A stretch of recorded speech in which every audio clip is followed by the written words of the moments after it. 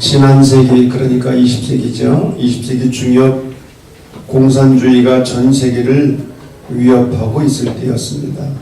아르헨티나의 유망한 젊은 의학도 체 게바라. 이 사람이 남아메리카 대륙 구석구석을 여행하다가 처절한 가난과 질병으로 신음하는 수많은 사람들을 만나게 됩니다. 그 후 의사가 되고 작가가 되었지만 게바라는 자신이 목격한 가난의 현장을 떨쳐버릴 수가 없었습니다. 그리고 그 가난의 원인이 독점 재벌주의와 자본주의 그리고 군사 독재의 제국주의 때문이라는 결론에 이르게 됩니다. 해결의 길이 뭐냐? 세계혁명이라는 결론에 도달하게 되자 게바라는 고향 아르헨티나의 의사직을 버리고 과테말라 사회개혁을 거쳐서 멕시코 시티에서 쿠바 출신의 카스트로 형제를 만나게 됩니다. 그리고 쿠바의 7월 혁명에 가담하면서 게릴라 총부사령관으로 바티스타 정권을 무너뜨리고 공산주의 정권을 수립하는 데 1등 공신이 됩니다.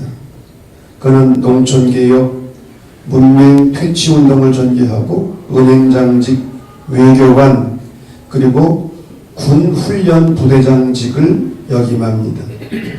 1962년 게바라는 미국을 견제하기 위해서 소련 미사일을 쿠바에 들여오는 소위 쿠바 미사일 위기를 조성하면서 한순간 세계의 혁명가로 이름을 떨쳤습니다. 지금 제가 초등학교 저학년 때 교장 선생님이 지금 쿠바와 미국이 전쟁을 하려고 한다. 위기다. 그런 얘기를 하신 것도 지금 기억이 납니다. 1965년 쿠바를 떠나 볼리비아 혁명을 지휘하다가 체포되어 게바라는 1967년 39살의 젊은 나이에 사형을 당하고 한 삶을 마감합니다. 그 후 게바라는 지금까지 극명하게 갈라진 두 개의 평가를 받고 있습니다. 하나는 자유를 사랑한 영웅이었다. 다른 하나는 폭력을 즐긴 패륜하였다라는 평가입니다. 그러나 체 게바라는 한 가지 무서운 교훈을 젊은이들 가슴속에 남겼습니다. 인간은 사랑하되 적은 끝까지 증오하라는 것. 인간은 사랑하되 적은 끝까지 증오하라. 이 체 게바라의 혼백, 넋은 이 역사 많은 젊은이들의 가슴속에 지금도 흐르고 있습니다. 그런데 인간을 사랑하되 적은 끝까지 증오하라는 역설적인 논리는 지금부터 2700여 년 전 기원전 8세기경에 한 신화에 그 뿌리를 두고 있습니다. 그것은 그리스 신화에 등장하는 프로메테우스 이야기입니다. 그리스 신화의 수많은 신들을 지배하는 제왕신은 제우스였어요. 그런데 어느 날 타이탄족이 일어나 제우스 신의 아들 지그리우스를 잡아 죽이고 그 시체를 먹어치우는 사건이 일어납니다. 아들을 잃은 제왕신 제우스는 천둥 번개를 동원해서 한순간에 타이탄족을 쳐부수고 시체를 가루로 만든 다음 그것으로 인간을 만들었습니다. 그 와중에 타이탄족의 아들 하나가 살아남았는데 그가 바로 프로메테우스였어요. 프로메테우스는 자기 종족을 멸종시킨 제우스 신을 증오합니다.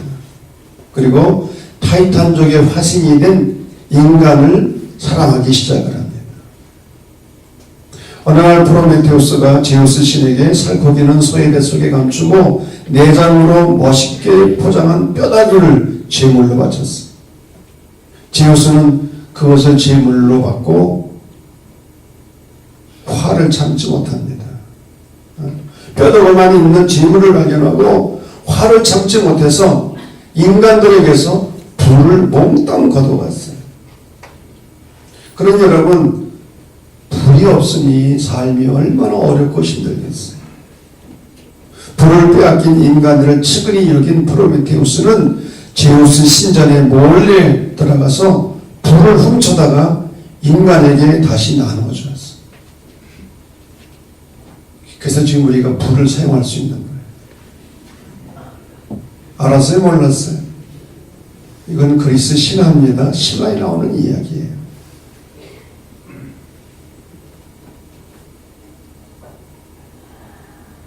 인간을 사랑하기 위해 신을 배신한 사나이 프로메테우스.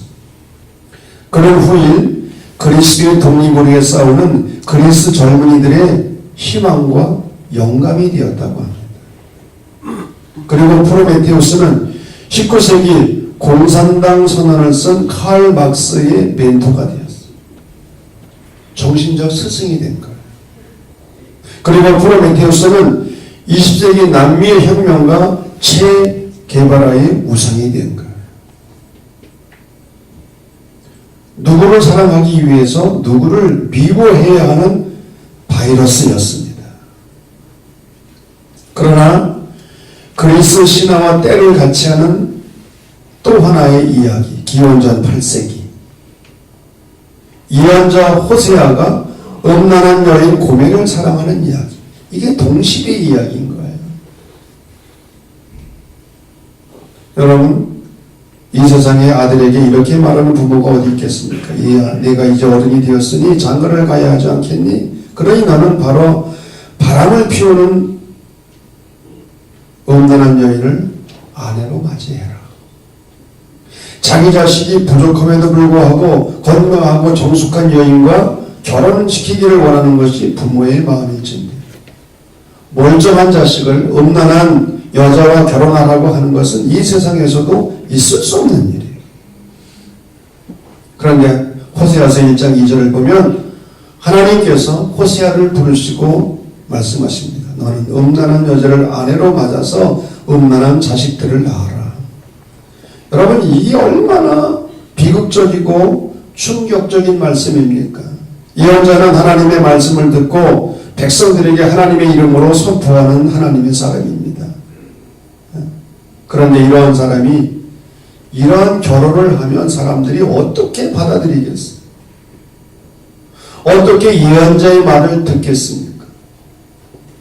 그럼에도 불구하고 하나님께서는 호세아에게 음란한 아내를 맞이하라고 하십니다. 그 이유는 이 나라가 여호와를 떠나 크게 행음했기 때문이다. 그래서 호세아는 디블라임의 딸 고멜을 아내로 맞이해서 자식들을 낳습니다. 그리고 자식들의 이름을 저주스러운 이름으로 짓습니다. 이스르엘, 멸망의 자식이라는 뜻입니다. 로루하마, 긍휼히 여김을 받지 못하는 자라는 뜻입니다. 로암미, 내 백성이 아니다라는, 로라고 하는 히브리어는 아니다, 노라고 하는 그런 의미예요. 그런데 이 두 이야기, 그리스 신화에 등장하는 영웅 프로메테우스의 이야기와 구약성경에 등장하는 호세아와 고멜의 이야기에는 한 가지 공통적인 주제가 흐르고 있습니다. 그것은 에로스입니다. 에로스라고 하는 주제가 흐르고 있는 거예요. 에로스가 뭐냐? 에로스는 자기 사랑 때문에 너를 미워하는 특성을 가지고 있습니다. 밖으로는 애정을 표현하지만 에로스는 내면에 자기 사랑이라는 욕망을 숨겨 놓습니다. 자기를 사랑하기 위해서는 언제나 너를 배신할 수 있는 것이 에로스입니다. 그래서 프로메테우스는 인간을 사랑하기 위해서 제우스 신을 배신했습니다. 칼 막스는 가난하고 불린 자를 사랑하기 위해서 가진 자와 유산 계급을 철저히 증오했습니다. 체 게바라는 인류를 사랑하기 위해서 적을 끝까지 저주했습니다. 고멜은 자기 사랑 때문에 남편을 배신했습니다. 이것이 에로스입니다. 그런데 문제는 이 에로스가 지나간 긴 인간 역사를 지배해오는 동안 지금쯤이면 그들이 꿈꾸는 계급 없는 사회가 이 땅에 실현되어야만 했습니다. 그러나 에로스의 역사는 이 땅에 증오와 살상과 파멸의 상처만을 남겼습니다.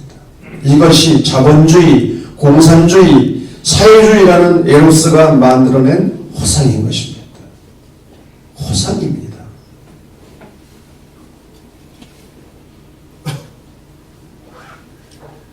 에로스가 실패한 자리, 고멜이 떠나간 자리, 고멜이 남편 호세아를 비참한 자리에 쳐놓고 집을 떠나간 그 자리, 바로 그 자리에 하나님의 음성이 들려왔습니다.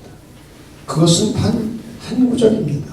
호세아 3장 1절 오늘 본문입니다. 너는 가서 타인의 사랑을 받아 음녀가 된 그 여자를 사랑해라. 배신하고 떠나간 여인을 다시 사랑하라는 것입니다. 그러나 그 명령은 불가능한 요청이었어요. 인간이 할 수 없는 그런 명령이었어요. 왜? 인간은 에로스에서 에로스로 이어지는 사슬을 끊을 수 없기 때문에 그런 능력이 우리 인간에게 없어요.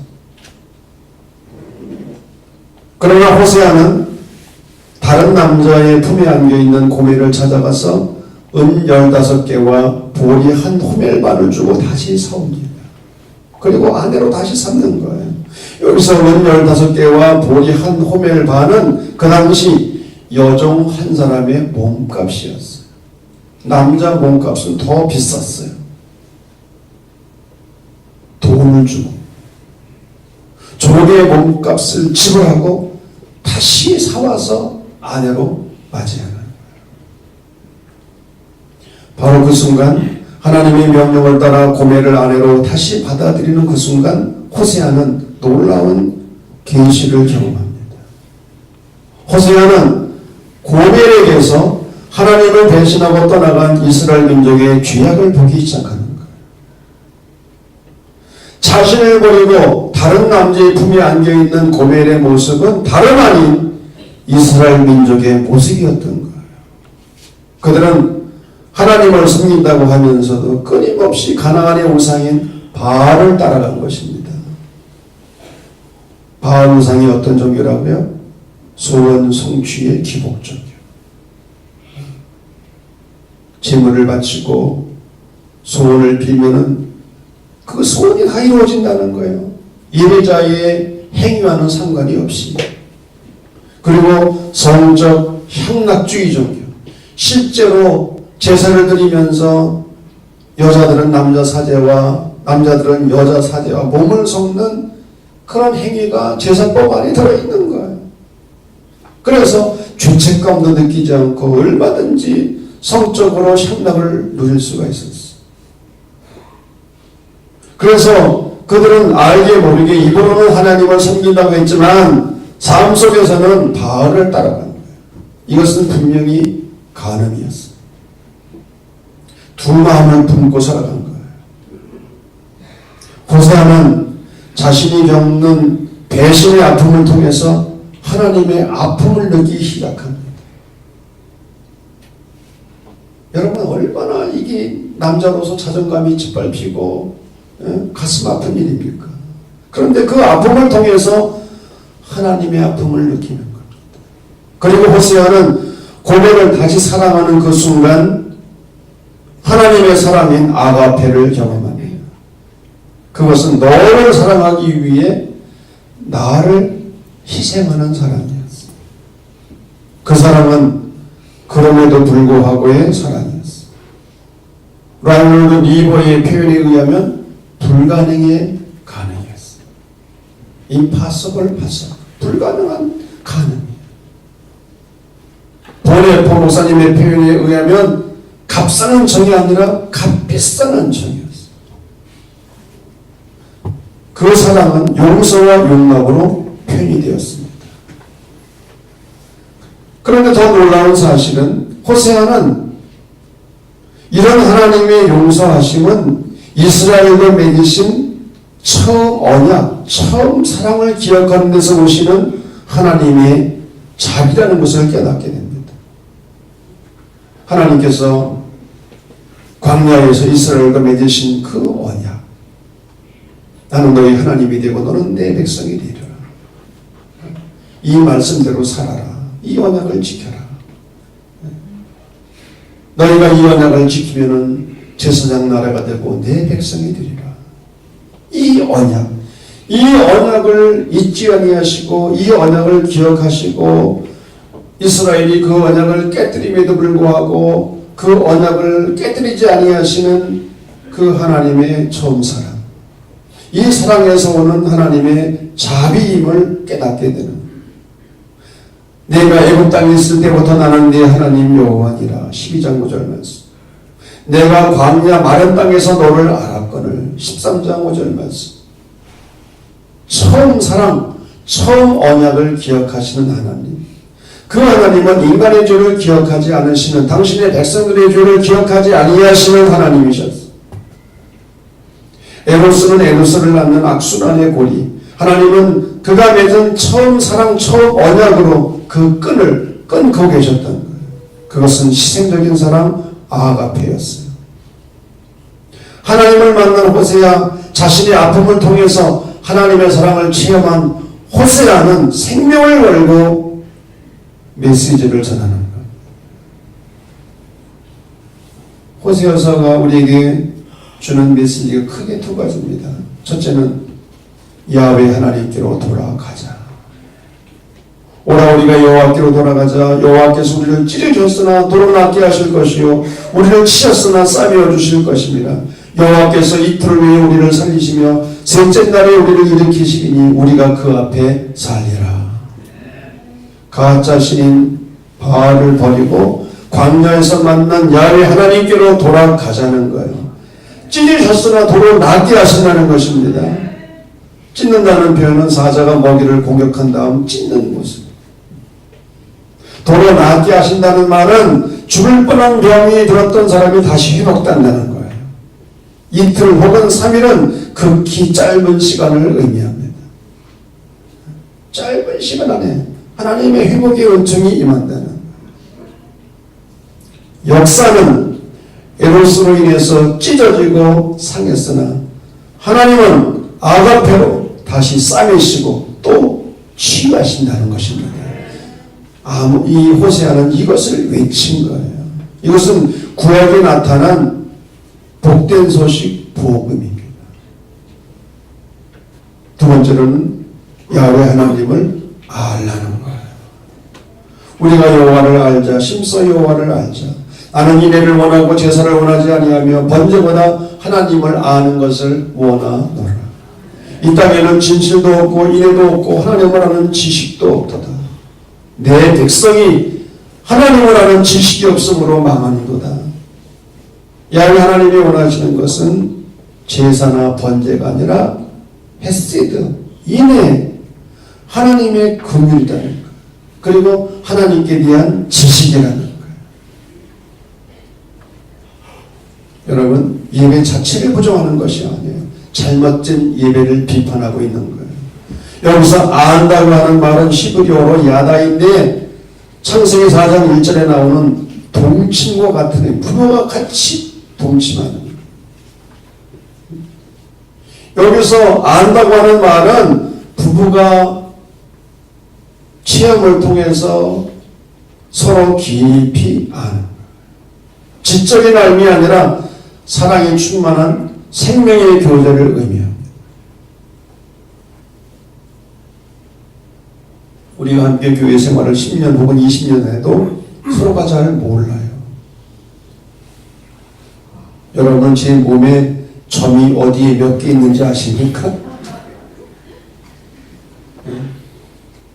어떤 사람은 점이 뭐 어디 있다는 뭐 그런 얘기도 나오고 그러잖아요. 또 그 점을 없앴다는 얘기도 나오고. 부부가 아니기 때문에 서로 모르는 거예요.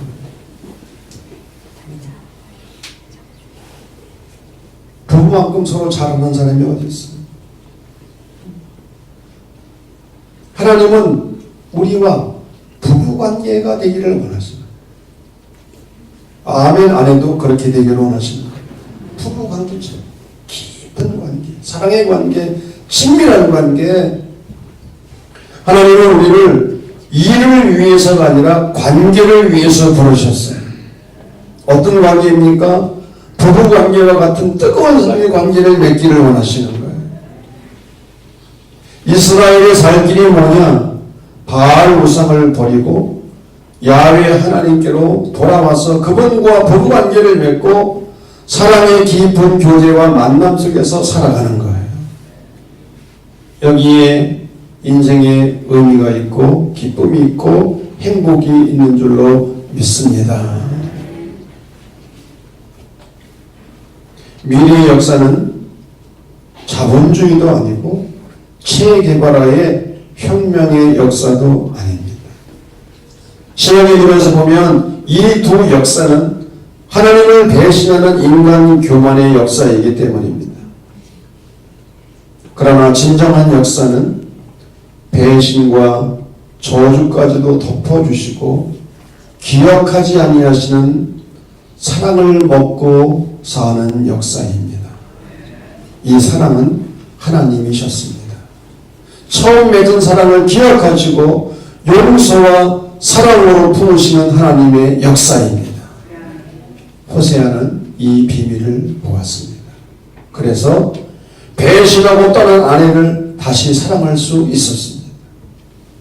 이 역사, 타락한 역사, 배신의 에로스의 역사는 오직 죄를 기억하지 아니하시고 싸매 주시는 하나님, 처음 맺은 사랑을 기억하시고 모두를 품으시는 하나님의 사랑, 아가페 안에서만 비로소 진정한 역사일 수 있는 것입니다. 그리고 우리 그리스도인들은 이 아가페 사랑의 증인들입니다.